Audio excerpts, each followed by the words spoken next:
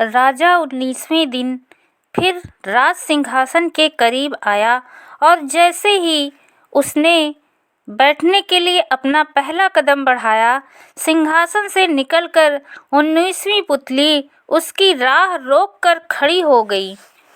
राजा विक्रमादित्य के दरबार में जहां अक्सर फरियादी हाजिर होकर अपनी फरियाद सुनाकर न्याय की आशा रखते थे, वहीं उलझे प्रश्नों को भी लोग आते रहते थे और उनसे आशा रखते थे कि वे उनके विवाद को सुलझाएंगे। राजा के पास जो भी आता था संतुष्ट होकर जाता था। ऐसे ही एक अवसर पर दो तपस्वी एक विवादित विषय को लेकर राजा के सम्मुख उपस्थित हुए और राजा से कहा, राजन, हमारा विवाद सुलझाने में सहायता कीजिए। राजा बोले, क्या विवाद है? तब उनमें से एक तपस्वी ने बताया, मेरा कथन है कि मानव शरीर में उसका मन ही सबसे प्रबल होता है। मन जो चाहता है मानव वही करता है। मानव मन ना चाहे तो वह कुछ भी ना करे। धर्म कर्म सब कुछ मानव के ही वशीभूत है। दूसरे तपस्वी ने अपने साथी की बात काटते हुए कहा, मेरा मत इनसे भिन्न है राजन। मेरा कथन है कि सब कुछ ज्ञान से होता है। मनुष्य ज्ञानवान हो तो वह अपने मन को भी अपने वश में रखता है। ज्ञान के आगे मन की कोई शक्ति नहीं। राजा विक्रमादित्य दोनों तपस्वियों की बातें सुनकर सोच में पड़ गए। उन्होंने कुछ समय तक विचार करके कहा, यह विषय ऐसा है जिसका निर्णय तुरंत नहीं दिया जा सकता। आप दोनों कुछ समय पश्चात पुनः आने का कष्ट करें तो मैं सोच समझकर अपना निर्णय दूंगा। जैसी आज्ञा राजन। यह कहकर दोनों तपस्वी अभिवादन करके चले गए। राजा विक्रमादित्य सोच में पड़ गए और विचार करने लगे कि मन सचमुच चंचल होता है। वह मनुष्य को मोह माया में जकड़ता रहता है और वे ज्ञान की महत्ता को कैसे नकार दें। दोनों में कौन प्रबल है, इस बात का फैसला करना टेढ़ी खीर थी। इस तरह के उलझे प्रश्न जब भी राजा को आ घेरते थे, उनका हल वे लोगों के बीच पहुंचकर ढूंढा करते थे।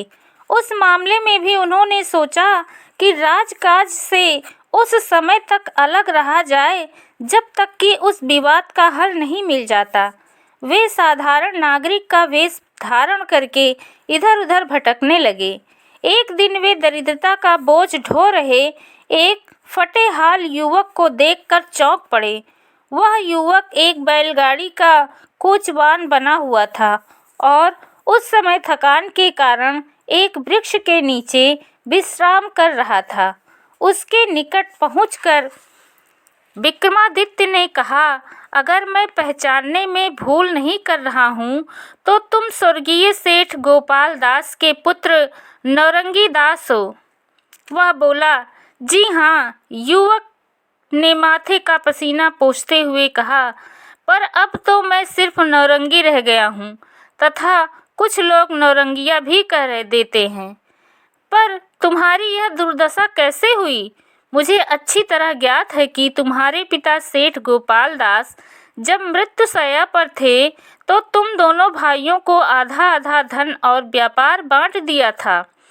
वह धन इतना पर्याप्त था कि अगर तुम जीवन भर कुछ भी ना करते तो भी उस धन के बल पर आराम से जिंदगी गुजार सकते थे।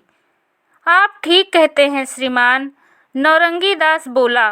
मैं अपने कुकर्मों से इस दुर्दशा पर पहुंचा हूँ, पर कृपया यह बताने का कष्ट करें कि आपका परिचय क्या है और आप मेरे पिताश्री के बारे में इतने विस्तार से कैसे जानते हैं। राजा मन ही मन मुस्कुराए मगर गंभीर रहकर बोले, मैं तुम्हारे पिता का अभिन्न मित्र रहा हूँ। मैं उनके विषय में सब कुछ जानता हूँ। थोड़ी देर रुक कर पूछा, और तुम्हारे भाई सारंगी दास के क्या हाल है? वे पहले से भी ज़्यादा आनंद में हैं और उसी नगर में हैं। उन्होंने अपना व्यापार पिताश्री के ज़माने से भी अधिक बढ़ा लिया है, जबकि मैंने सब कुछ बर्बाद कर दिया है।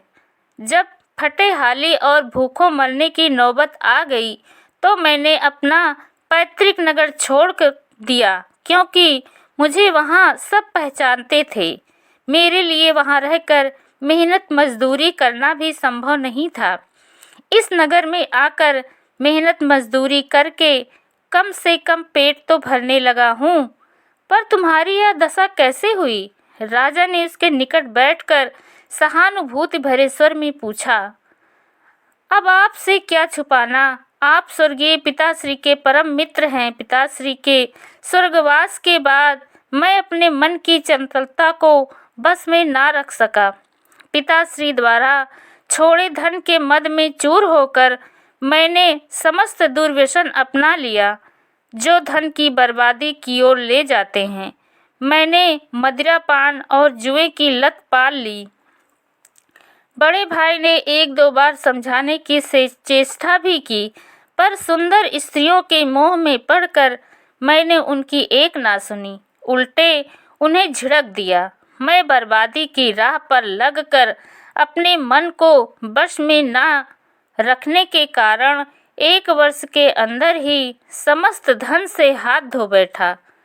जब मेरे पास कुछ ना रहा तो मुँह छुपाकर नगर छोड़ दिया और यहाँ आकर मेहनत मजदूरी करके पेट भरने लगा।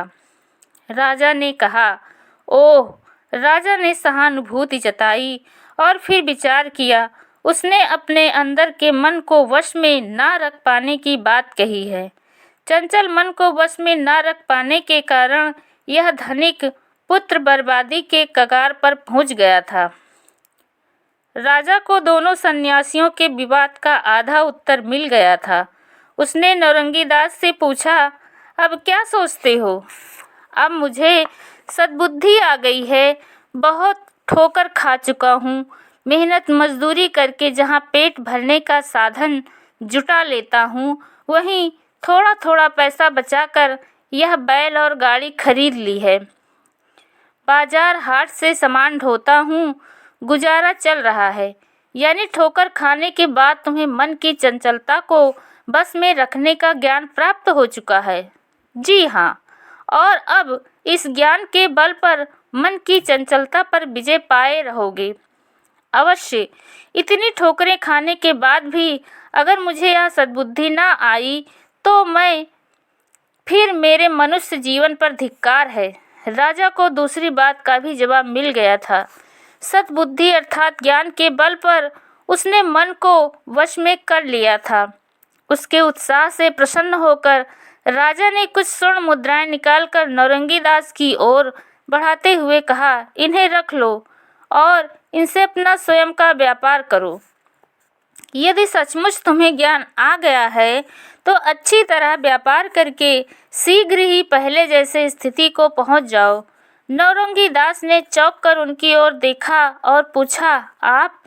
मैं राजा विक्रमादित्य हूँ। राजा ने अपना परिचय देते हुए कहा, इन स्वर्ण मुद्राओं को मेरी ओर से उपहार समझकर रख लो। यह बात सच है कि मैं तुम्हारे पिता को अच्छी तरह से जानता हूँ और तुम दोनों भाइयों को भी।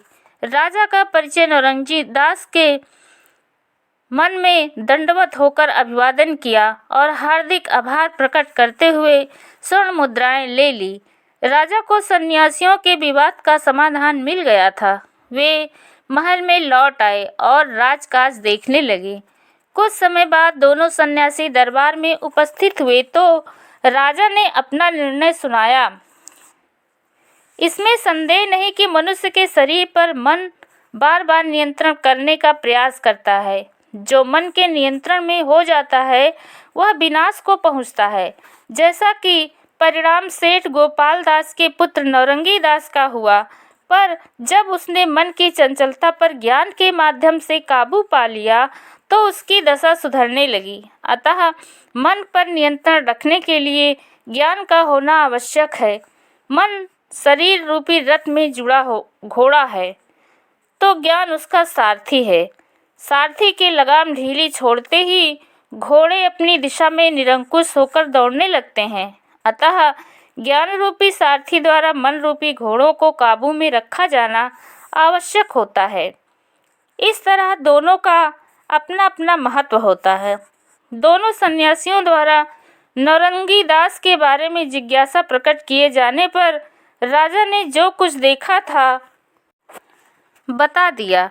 अपने विवाद का एकदम सही हल पाकर सन्यासी प्रसन्न हुए। एक ने राजा को चमत्कारी खड़िया देते हुए कहा, राजन, आपने हमें अच्छे विचार बताए हैं और हमारी समस्या का समाधान किया है। आपने हमारे संशय का निवारण कर दिया है। इससे प्रसन्न होकर उपहार रूप में आपको यह खड़िया दे रहा हूँ। यह चमत्कारी खड़िया है।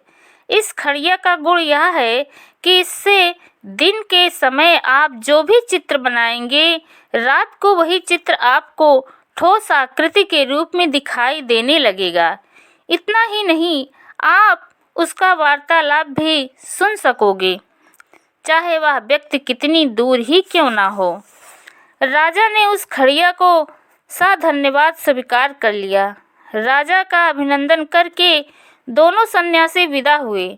सन्यासियों के जाने के बाद राजा ने उस खड़िया का चमत्कार देखने का निश्चय किया और महल में पहुंचकर एक कक्ष को अच्छी तरह साफ करवाया तथा उसकी दीवार पर खड़िया में भगवान कृष्ण और देवी सरस्वती के चित्रों को सजीव होते देखा।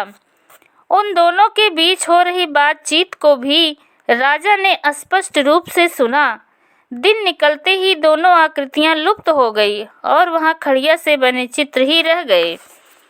अगले दिन राजा ने हाथी, घोड़े, सैनिकों आदि के कई चित्र बनाए और रात होने पर उन सबको सजीव होते देखा। कई दिनों तक राजा इसी प्रकार कक्ष में विभिन्न चित्र बनाकर आनंदित होते रहे। उनके लिए यह खड़िया बच्चों के खिलौने जैसी ही हो गई थी। हर समय अपना मन बहलाया करते थे। कई दिन और रात गुजर गए। राजा अपनी रानियों के शयन कक्ष की ओर नहीं गए तो उन्हें चिंता होने लगी कि कहीं राजा के मन में वैराग्य तो नहीं समा गया। राजा की दशा देखने के लिए वे उस कक्ष में छुप कर बैठ गई जहां दीवार पर चित्र बनाने में राजा तल्लीन थे। रात होने पर उन्होंने राजा के बनाए चित्रों को सजीव होते देखा तो रानियों के आश्चर्य का ठिकाना नहीं रहा। उनकी आहट पाकर राजा ने उनकी ओर देखा तो एक रानी बोल पड़ी, हमसे कोई भूल हुई स्वामी, जो हमसे मुंह फेर कर आप अपनी दुनिया में खोए हुए हैं। राजा को इस बात का आभास हुआ। उन्होंने सोचा कि वे इस बात को क्यों भूल गए कि वे सांसारिक जीव हैं। रानियों के प्रति भी उनका कर्तव्य है। फिर खुद ही सोचा, मन की चंचलता उसके वशीभूत हो गए हैं। उन्होंने मुस्कुराकर वह खड़िया एक रानी को देते हुए कहा, तुम्हारी ओर से मेरी उदासीनता का कारण यह खड़िया ही है। यह मैं तुम सबके हवाले करता हूँ। फिर वे रानियों के साथ महल के शयनागार की ओर बढ़ गए। इस कथा को सुनाकर पुतली ने कहा, ऐसे थे हमारे राजा। क्या तुमने भी इस तरह का विवाद कभी सुलझाया है जैसे सन्यासियों के विवाद को राजा ने सुलझाया था? अगर नहीं तो इस सिंहासन पर बैठने का विचार छोड़कर महल में वापस लौट जाओ। उस दिन भी राजा निराश होकर अपने महल की ओर चल पड़ा।